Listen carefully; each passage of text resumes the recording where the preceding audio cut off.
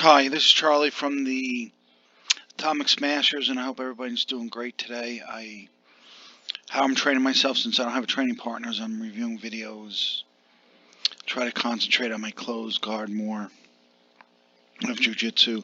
I was on a kick for half guard for a while, but I kind of missed the closed guard, and I decided to go back and try to review much as I can of the closed guard. I'm going to integrate half guard with closed guard. If someone's passing me, maybe then if my legs do get open, they try to come around, then I'll get the half guard, then maybe I'll get back to closed guard. But that's maybe videos in the future that I'll shoot of half guard and some techniques that I found that I really like from Jean-Jacques Machado. But what I wanted to cover today is in my training, and I wanted to share everyone, was more of the closed guard and how I'm going to prevent the opponent from posturing up, right? Because if I can prevent them from posturing up, I can prevent them from standing up and opening my legs, then I think I have a good chance of landing sweeps and submissions. So I wanted to show Henry Aiken's video. He's the Invisible Jiu-Jitsu guy. He's trained a lot with Rickson. Probably trained most with Rickson than anybody else in the world, supposedly. So let's take a look at this video.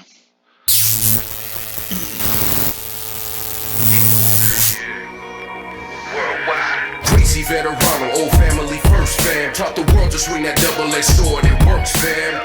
BJJ from GJJ, like Cool Herc. Okay, so kind of there was a lot just right there that you can learn. Is that he was first showing the opponent just standing up and not using his hips and his weight on the bottom. Henry, right? Henry's on the bottom. He's in the white gi, and he's using the closed guard. So the opponent stood up. He showed how normally this happens, what folks do in the guard. Then the second part he showed where he arched his hips and put his weight over the opponent, just like I described in the videos, like a wave coming over you, right? And that's what he did, and then that prevented the opponent from coming up. Here, maybe we could show it again. Okay, you see right there, his hip is not on the ground. He arched it up, right? And if you notice, what's kind of important to arch it up, sometimes it helps if you have your elbows down on the mat. Of course, you could also be gripping. I probably would be gripping. I could grip the sleeves and still have my elbows on the mat. I like to do that. I just don't like to have my hands free. But he might be just showing this for the video. But what you got to be careful of is that you're not gripping so high that if your elbows are up off the mat for your grips and you can't arch up, sometimes you can't. Maybe you don't have the leverage. But by putting elbows on the mat, you get the leverage to hip up. But other folks don't need that, and they can hip up with that. I think I can hip up regardless if my elbows are on the mat or not, but that helps. If you can notice, he's arching up as the opponent's trying to stand. And then what he does is he pulls his knees in. So in other words, he couldn't get up. All his weight was put on the second leg trying to stand up. He arched his hips. He put the weight on the second leg trying to stand up. Then he couldn't get up because all the weight was on the second leg. Then Henry brought his knees in. You can either kick your knees in or up. That's something you have to find out for yourself. You either can kick, depending upon where his grips are on you, either you kick up high or you bring the knees in. You kick in or up. It wouldn't hurt to kick up, up. And let's go back and see that again. If he kicked up or kicked in. BJJ from GJJ, okay, he was. I think what you see there is he's already arched up high. He just kicked him in because that guy's grips were low on his. You see, they're kind of low by his belt, so he can kick it in, and he'd be fine. If the guy's arms, the opponents were more extended, let's say higher up his chest, then the kicking in would not work as much, and he'd have to kick up to get the opponent's shoulders over his hands. Right, so that's when you kick in. That's one way you know when the either kick in or kick up, all depending on the person's position of his shoulders, the opponent's shoulders to his hands. In this case, his shoulders are close to his hands, so he would kick in, and that would work. If you kick in, you see it's not working, you're blocked, then I immediately would kick up. Okay, as you can see, here's the leg. He's down. He's posted on his knee, that leg, and his leg, the other leg you can see he's already up on the first leg. So Henry's preventing him from getting up on the second leg. BJJ from GJJ, like cool. And then he kicked him in, and he brought him into the clinch. Now, important, like for example, for a scissor sweeping, once the opponent gets up on the first leg, you need to put the weight on the leg, on the knee that's posted on the mat, so he can get up on the second leg, like what Henry was doing. But instead of bringing the knees to bring him down into you, if you want to do the scissor sweep, that's when you need to shrimp out to do the scissor sweep. Right? In this case, Henry's just showing how to break. I mean, that's a strategy. Either you want to sweep, or maybe you bring him back in close. You want him close because maybe you're going to try to submit or do some other different sweep. Hurt gave birth to what your DJ played. Yeah, and then see there, he just did a sweep, a very simple sweep that I get lots of times when this happens. I kind of automatically go to this sweep. If I can get them to come down onto me, I immediately just get to my side, elongate, and I get the underhooks, and I elongate one leg as I cover the hip with the other leg, so the person mirrors me, and then I come on top. That's a sweep that I use a lot. I don't know if he's going to describe it further in his video. I don't know if there's any videos on YouTube for it. If not, I'm going to have to shoot a video of that once we get back training with in my garage with the Atomic Smashers. Hopefully sooner than later. Hi, my name is Henry Higgins, and I'm just going to show you a couple different ways that you can actually use your weight distribution from the bottom and how it can have a dramatic impact. Usually most people think about weight distribution of being on top and using gravity to help you when you're on top, but there's actually quite a few situations that you can apply it on your opponent on the bottom, and it has a huge impact. So the position we're going to show you from is the closed guard today. And normally what happens from the closed guard is your opponent wants to be able to stand up to open your legs. So that's very, very common. They'll stand up to break the legs. And from here, what you'll see is it's very easy for him to stand up. So he goes stand up. One leg up. And now he's up. Right? So if I want to make it a lot more difficult for him to stand up, what I can do is I can apply my weight to his hips. So my legs are wrapped around his hips, and what I'm going to do is I'm just going to pinch my knees tight together. So now I'm a little bit connected to his hips. Now when he goes to put one leg up, that's my signal that he's going to stand. So he goes to put one leg up. Now what I'm going to do is I'm going to bite my heels down, and I'm going to lift my hips up in the air.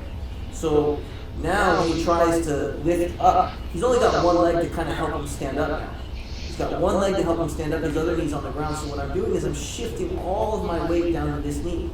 So now what he has to do is he has to kind of squat his weight and my weight to be able to stand up. So go stand up. Right. And another thing to notice, when he's standing up, he's off balance. Look where his shoulders are in relation to his hips. His shoulders are way forward, which means you kick him in the direction he's going in, either up or in, right? He's off balance. You take him where he wants to go. He doesn't have posture. If he was postured up in the closed guard, kind of his shoulders and hips would be in a parallel line. As you can see here, they're not even parallel right here. His shoulders are here. His hip is here. It's kind of, there's a certain degree to that line. That's how you know you have him off balance.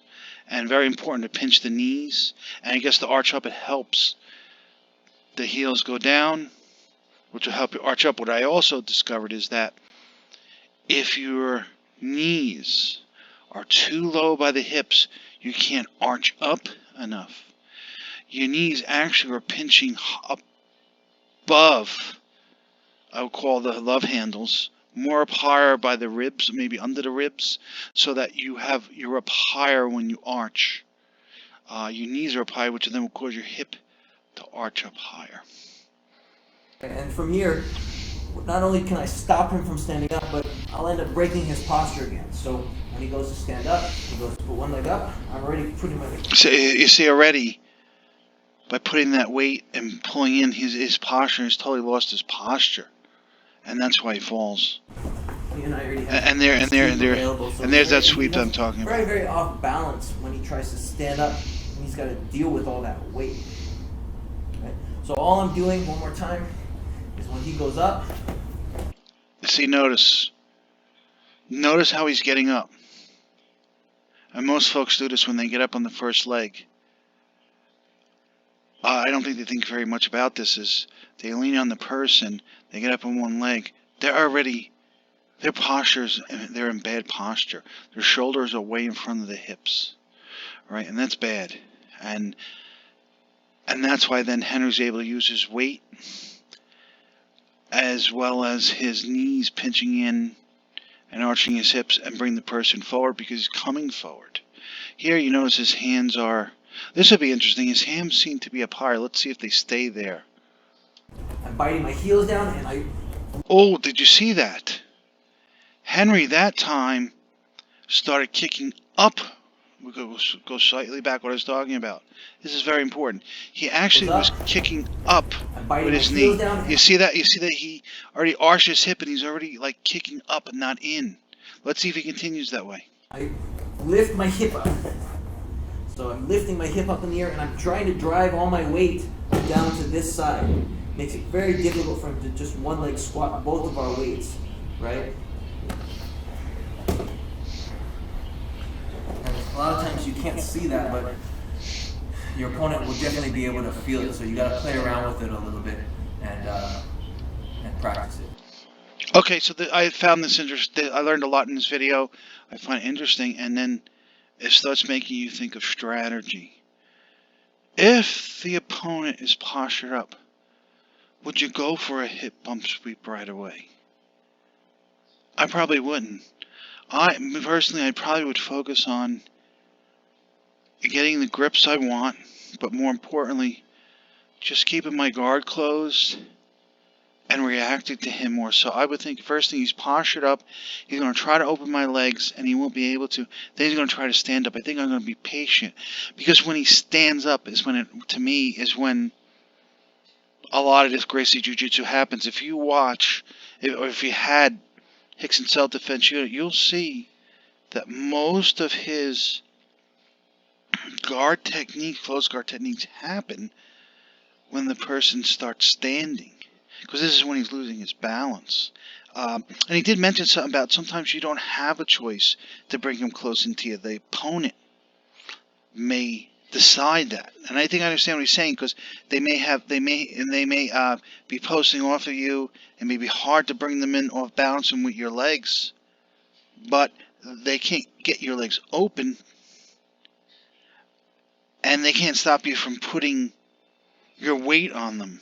That's one thing they cannot do, is that when they're postured up in the guard, let me get one here where he's postured up, almost there. Let's see.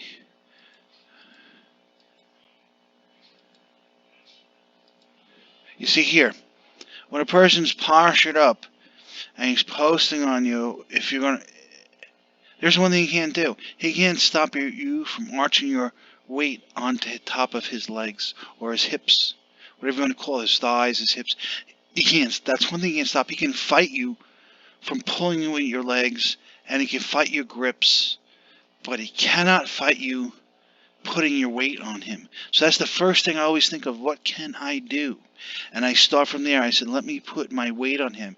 And then I try to react from there. And usually what I'm hoping to do is they're going to try to do a guard pass where they put one leg up. And when they do that, then that's when I really want to execute my scissor sweep, or maybe my arm bar, or maybe pull them in close to me to get them close. I can get the clinch. So I don't really want to battle them there so much. I want to be patient to see what they do, and I want to react. I want my jiu-jitsu to be reactionary. I just don't want to throw it onto them. And I notice that's what Rickson does. Rickson does not really throw his jiu-jitsu onto anyone. He reacts to the opponent. He gets there and he basically says, what are you going to do? and then he waits for what the person is going to do, then he reacts to it. Okay, take care everyone, bye.